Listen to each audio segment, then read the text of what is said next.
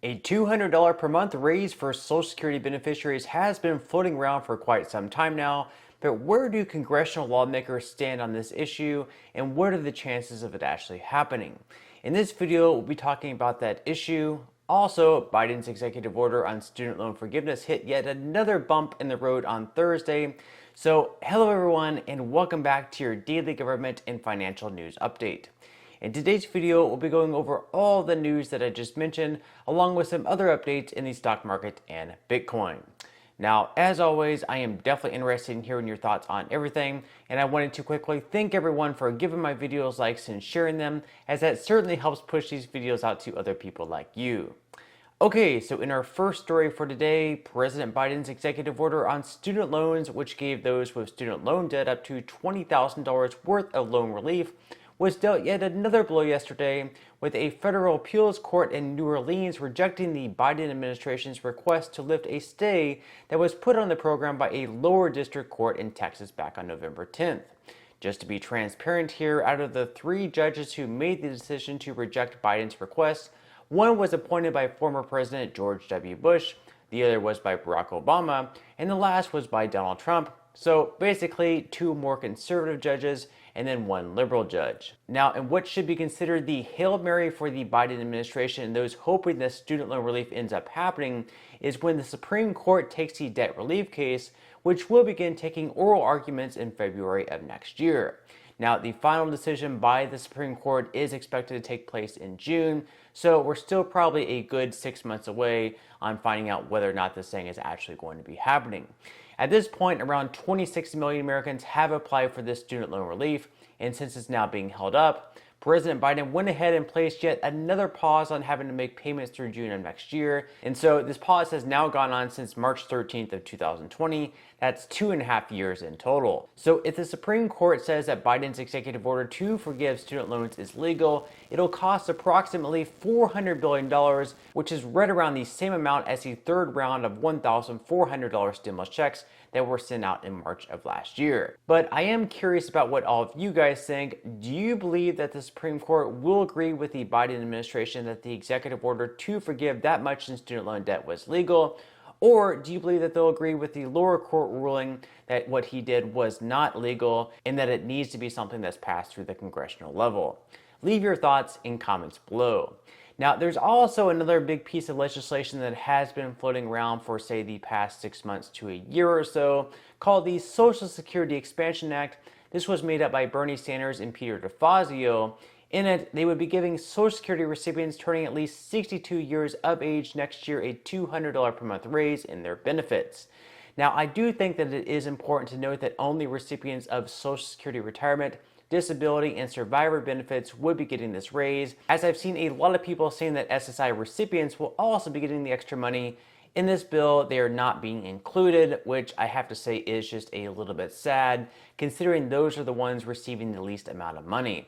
But the bill does have around 20 co-sponsors at the moment, and also around 40 nationwide organizations have endorsed it as well, most notably the Senior Citizens League. So right now, on average, retired workers for 2023 are expected to receive around $1,827 in benefits monthly. This will be up from the $1,681 they've been receiving this year on average. So thanks to the 8.7% COLA, they'll be receiving $146 more per month. Of course, some people are receiving a lot less in benefits than $1,681 this year.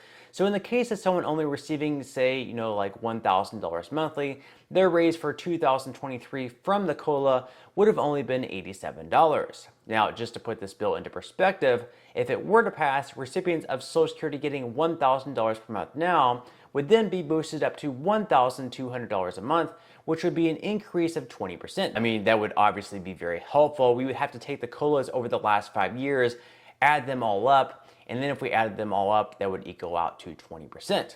So of course, there would also be the 8.7% automatic COLA that would be taking place. So we would be having both the $200 per month raise plus the 8.7% cost of living adjustment. Also, I think it's important to note some of the other impacts this bill would have. So just going down the list directly off of Peter DeFazio's congressional website, he says that it would extend the solvency of the Social Security Trust Fund by 75 years through 2096 by requiring the wealthiest Americans to pay their fair share into the fund.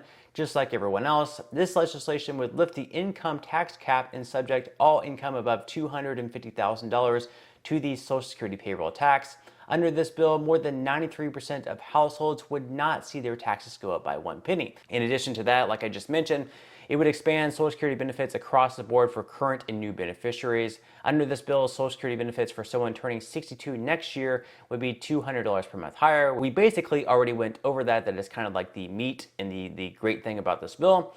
Additionally, it would increase the cost of living adjustment. This bill would more accurately measure spending patterns of seniors by adopting the Consumer Price Index for the Elderly, CPIE, which would change the formula to reflect what seniors spend a disproportionate amount of their income on, such as healthcare and prescription drugs. On this channel, I've also talked a lot about that. And this is also a bipartisan thing. Republicans also agree that we should be changing it over to CPIE.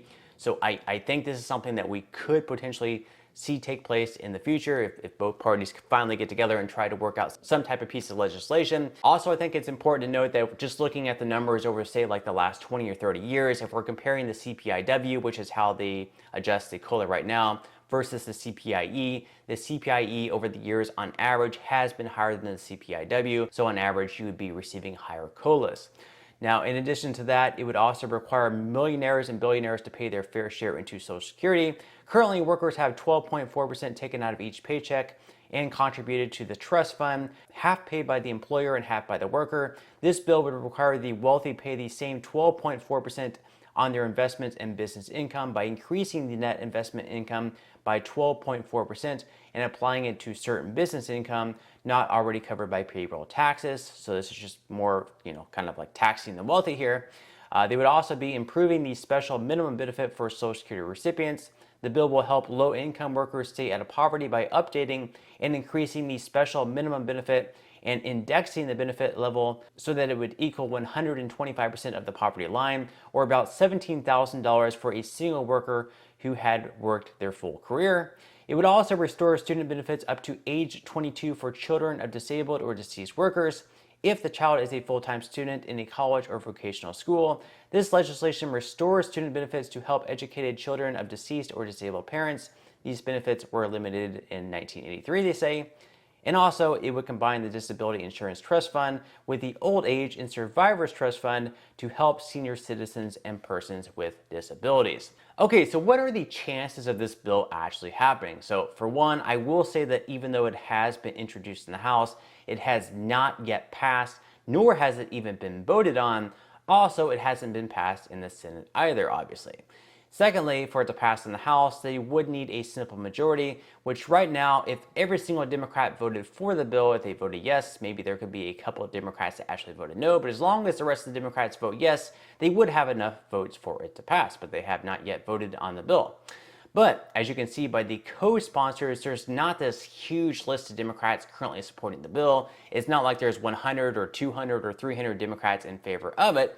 So it really makes you question how many Democrats would indeed vote yes for it. Would they even have enough votes in the House? I'm not sure. Thirdly, even if it did pass in the House, it would then need to pass the Senate, where in that chamber it would need at least 60 votes out of the 100 senators.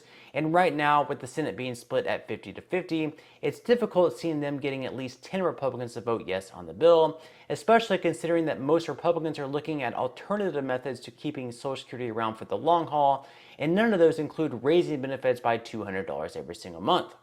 So let's say that it passed in the House, in the Senate, even if every single Democrat voted in favor of it, they would still likely fall short by 10 votes in the Senate, and we would have 50 yes votes and 50 no votes, just because Senate Republicans would vote no on the bill.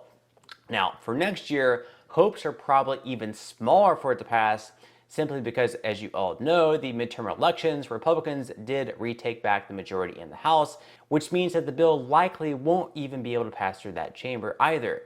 Instead, Republicans are likely to force Democrats to the negotiation table on Social Security to make sure that it's more sustainable in other ways, such as raising the full retirement age up to 70 instead of 67, and perhaps also giving reduced benefits to people who earn the most money. So things could change in the future. Sure, we could see Republicans get on board and say that Social Security needs to be raised up by $200 per month. But when you see people claiming that this is something that's absolutely 100% going to happen this month, or it's going to happen at some point next year, or it's going to happen in the middle point of next year, or really just anytime soon, it's a complete lie. And as we all know, just because a bill is introduced does not mean that it's actually ever going to pass. Could it help a lot of people receiving Social Security benefits? Most definitely. But at this time, we just don't have the support there among congressional lawmakers to get it to pass through.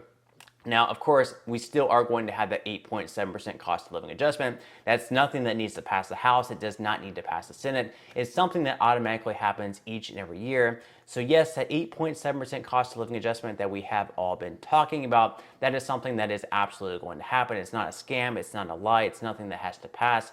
Thankfully, because if it was something that needed to pass, it most likely would not, and the benefits would stay exactly the same.